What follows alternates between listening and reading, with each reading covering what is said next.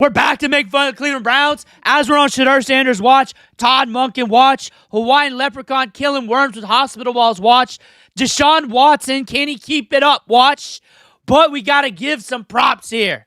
Our boy, Shedeur Sanders, coming through, getting that revenue, 17.7 mil, group licensing, killing it.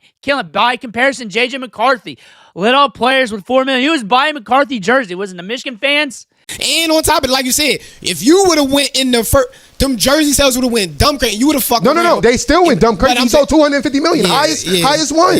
So that wasn't going to change it. That wasn't going to change it. Whoever was going to buy his jersey bought it regardless. Matter of fact, some people who wasn't going to buy it bought it because they did that. So if anything, they made his jersey sales go higher by doing that because some people like, oh, they did that shit. They should do it. Fuck it, I'm gonna buy his jersey and support him. Actually, I knew that, I'm about to fuck around and get a Shedeur jersey. I was about to do that too. I was about to order both of us one yesterday. I ain't know the bread go to him. I'm definitely gonna do that because he get a percentage. I like supporting, but $17.7 million.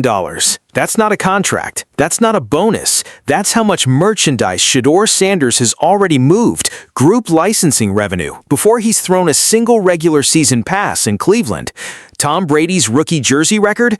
Gone, shattered, by a kid who spent his entire first season waiting for reps in training camp, watching a franchise quarterback heal from yet another injury, and learning a system under a coach who had never run one this complex.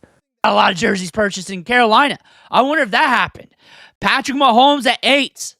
And then T-Mac at 4.5. The rookies. 3 of them are rookies. So you buy your rookies. That adds up in jerseys. Saquon at 4.3. That is something to pay attention to. Another thing. The record was shattered. 9.5 of Tom Brady. So we're a record setter. Our Pro Bowler setting records. But what we're really here. Shedeur could go to the UFL and still be selling jerseys. That's how big his name is. That's not Marvin Harrison Jr. That's arrogant right there. You got the Shedeur fan clubs from college saying they're not even going to buy his jersey online through the NFL. They're going to only buy his jerseys through Shedeur's own website and his merchandise. And somewhere inside Browns headquarters in Berea, a building that has seen more failed quarterbacks than any franchise in modern NFL history, something quietly shifted. Because when your rookie is outselling Tom Brady and your veteran can't separate himself in OTAs, you have to ask the question nobody in Cleveland wants to say out loud. Did the Browns accidentally find their QB1 and just not know it yet? To understand what's happening right now, you have to understand what Cleveland has been through. Deshaun Watson cost the Browns a ransom of first-round picks. He cost them $230 million fully guaranteed. He cost them 2 full seasons of football, 1 to suspension, 1 to an Achilles that raised questions no one wanted to answer. Was he ever coming back to full form? Was this the price of desperation? He made some big plays on Wednesday. You were at 2 practices over the last 2 weeks. You were at 2 practices. You could say that, but how definitely? How far? How far? Like how far? And I don't think there's anything Shedeur can do in the spring season. See, how far really? It's not like Deshaun Watson was perfect. We've covered the picks. We covered the misplays. We covered other beat writers saying, hey. And then there's Shedeur Sanders, the son of Dion, the kid who lit up Colorado and drew every cynical take imaginable.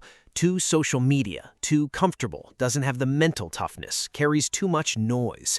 Kevin Stefanski's ghost still lingering over this entire organization, a coach whose relationship with quarterbacks became almost legendary in its dysfunction. Baker Mayfield walked out of Cleveland and into Tampa Bay love. That's not small. That's the headline that plays on a loop every time someone questions what the Browns do to quarterbacks. Shedeur Sanders walked into that. Year 1 under a quarterback killer, limited reps, no real runway, and still $17.7 million in jerseys. The market already made a decision.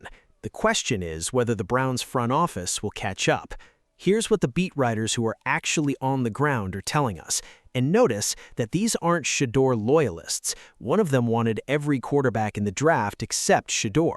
One of them was publicly in the Malik Willis camp. One pushed Anthony Richardson. These aren't guys predisposed to hype a Colorado product, and they're all saying the same thing. It looks like a level playing field. Hear that. I don't expect to hear that. I expect him to say whatever he's going to say, but I don't. Listen to this now. Listen to this. Nick Padone talking about what he sees. He's out there too. He's out there as well. He's seeing the same stuff at practice as our old boy over here. Let's go. Because to me, it feels like, from what I've seen with my own two eyes, it seems like a level playing field. A level playing field. A level playing. Watson has had some big throws. Watson has also had picks. He's missed reads. He's had the kind of days that feel electric one play and then evaporate the next. Meanwhile, Shedeur has been doing what Shedeur does. Accurate, composed, evolving within the offense. The OC is noticing. The coaches are saying it out loud. He's not just surviving the install, he's growing into it. And the key detail, Watson is supposed to be dog-walking a second-year quarterback. If this is Houston Texans' Deshaun Watson, the elite weapon they traded a small fortune to acquire, there should be no story here. It should be over. Instead, multiple beat writers are saying it's even. That's not a compliment to Watson. That's an alarm bell. No pass rush coming off an Achilles in shorts and the gap isn't closing? That is the clue. This is where it gets interesting, because football at this level is rarely decided by talent alone. It's decided by mental state. Just off of what Monken said, and it's off the first damn press conference, that he's going to take forever to make a decision when hiring, and he did it, Southern Miss, hiring a defensive back coach, and took months to do it because he wants to make the right decision. There's a good potential, and there's a good chance that continues on the here. We saw how meticulous they were, bringing in coaches, bringing in consultants, bringing in just everything for this team. Think about what Deshaun Watson is carrying. 2 lost years, an Achilles, a contract that became a punchline, an entire fan base that has oscillated between desperate hope and bitter resentment. Every throw he makes in OTAs is scrutinized not just for accuracy, but for proof that the investment wasn't a catastrophe. That's an enormous weight, and the pressure of needing to prove you're worth $230 million already guaranteed is a different kind of pressure than trying to earn your first starting job. Now think about Shedeur. He's operating with nothing to lose and everything to prove. That is the most dangerous combination in sports psychology. He's been told no his whole career at some level. Doubted at Colorado, doubted in the draft, doubted in year 1, and every time he's responded with accuracy, composure, and competitive calm. Baker Mayfield bounced back from Cleveland and became beloved in Tampa. That story matters here. It tells you the organization was the problem, not the quarterback. And Shedeur is already operating with a new coaching staff, a more thoughtful offensive system, and a head coach in Monken who takes deliberate, methodical approaches to his decisions. He doesn't rush. He builds cases. The player who benefits most from a slow, careful evaluation process is not the veteran chasing his former self. It's the young quarterback quietly proving he belongs, rep by rep, day by day. When Shedeur's jersey record broke Tom Brady's number, ESPN Cleveland posted the news. You'd think that would be a celebration moment. You'd think a franchise that rarely has positive news would lean into it hard. Instead, they ran a photo of Shedeur with his head down, back turned, no energy, no fanfare, just a quiet acknowledgement of a historic achievement with the visual language of burial. That's not an accident. Media decisions, especially from team-adjacent outlets, are organizational signals. When a franchise wants to elevate a player, you see the highlight reels, you see the smile, you see the quote. A bent-necked photo in a news post is deliberate framing. It communicates uncertainty. It communicates, we haven't committed to this yet. Compare that to what the market is communicating. J.J. McCarthy moved $4 million in jerseys. Travis Hunter is ripping it in Carolina. Patrick Mahomes is at $8 million. And Shedeur, a quarterback who hasn't started a regular season game, is at 17.7 and shattering records that belong to the greatest of all time. That is consumer confidence. That is fan investment. That is a signal the organization can't manufacture, but also can't ignore. And then there's this. Monken has already shown us who he is. His first press conference essentially told us he'd take forever to make a decision if he felt it was the right call. He took months to hire a defensive backs coach at Southern Miss. He brought in consultants during the coaching search. The man does not move fast when the stakes are high, which means there may be no announcement coming anytime soon. Here's the scenario nobody in Cleveland is saying, but everyone should be thinking about. If Watson goes in week 1 and it's 2024 Deshaun Watson, picks, missed reads, a quarterback who looks like a shadow of what he was, the Browns have a new offensive line that needs game reps to gel, rookie receivers who need time to ramp up, and a year 2 quarterback who is apparently right now practicing at an equivalent level with 9 fewer years of wear.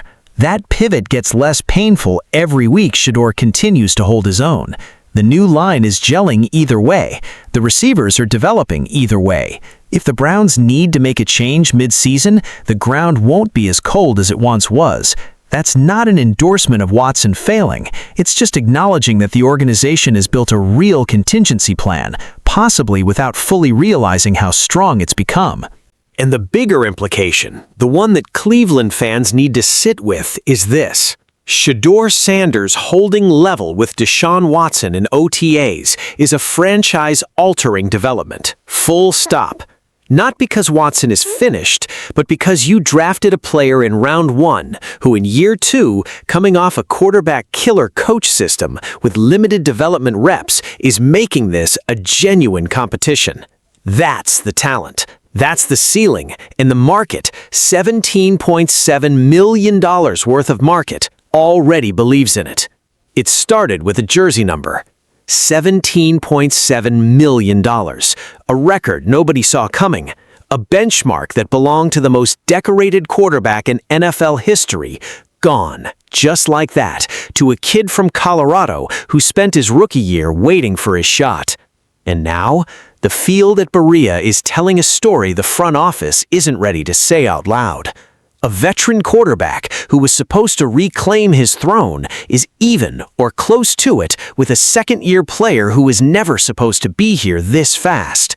Maybe Watson puts it together. Maybe the 2026 version of Deshaun Watson is something different, something electric that training camp finally unlocks. Or maybe the Browns already have their quarterback. Maybe they've had him for a year and just couldn't see it yet. The jerseys already know. Cleveland just needs to catch up.